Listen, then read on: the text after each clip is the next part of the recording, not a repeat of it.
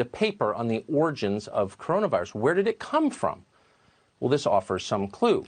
At the time, the official death toll in China from the coronavirus was 564. The paper made a number of notable observations and claims that are worth knowing about, and that's why we're telling you. We want to be clear that we're not endorsing any of these conclusions. We haven't independently confirmed them. We can't. But you should keep in mind as you hear this that these findings come from Chinese scientists who work for a university that is controlled by the Chinese government. So whatever else they are, the views you're about to hear are probably not racist anti-Chinese propaganda. Here's what the paper says. First, the scientists confirm what scientists around the world have said they believe. The virus most likely came from an animal known as the intermediate horseshoe bat.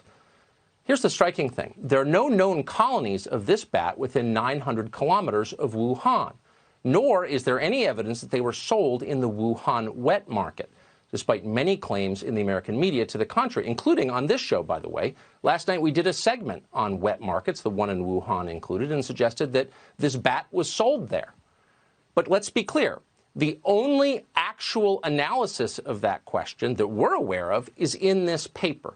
These scientists interviewed almost 60 people, 59 of them, who frequented the Wuhan wet market. They confirmed there were no horseshoe bats for sale there, period. So that raises the question, where did the virus-carrying bats come from?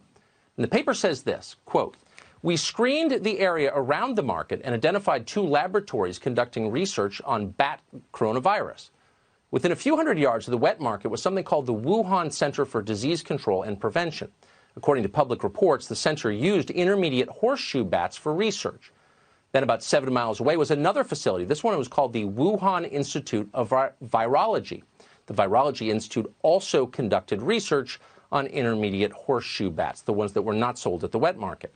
South China University scientists concluded that the coronavirus pandemic, the one that people are dying from here, likely came from one of these 2 government labs in Wuhan.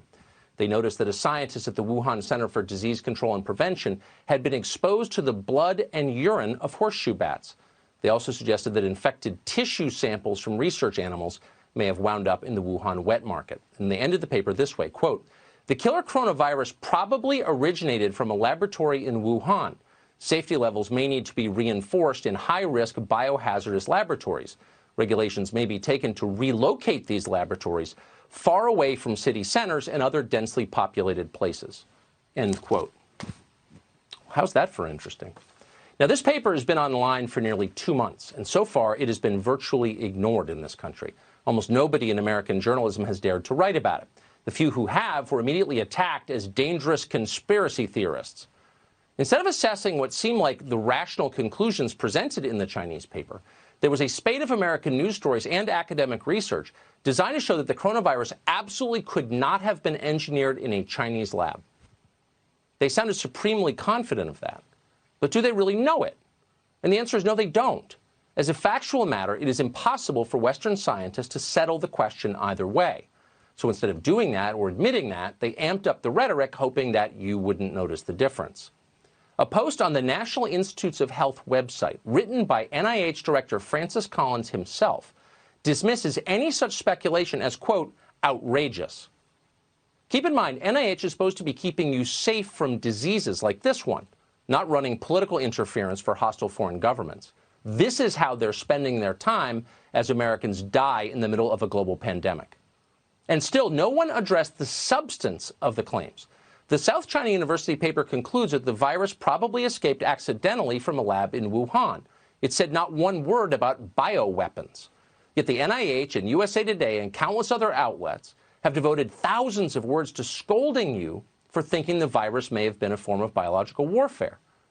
Notice that's a totally different claim than the one made in the paper. And that's not accidental. One of the surest signs that people are lying to you is when they answer questions you didn't ask. And that's exactly what the professional class is doing with this story. And they're doing it on many fronts. They're lying to you. They're claiming to know things they don't know.